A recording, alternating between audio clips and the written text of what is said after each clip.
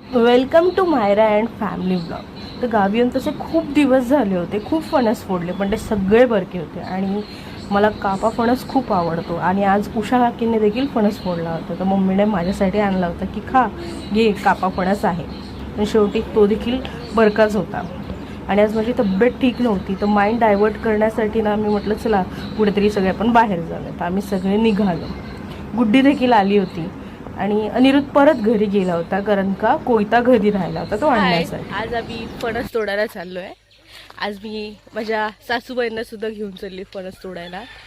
येतात हळूहळू हळूहळू. आणि मायरा सुद्धा. आज मायरा हाय कर. माझ्या सासूबाई प्रोटीन पावडर लावून आल्या आहेत फणस तोडायला.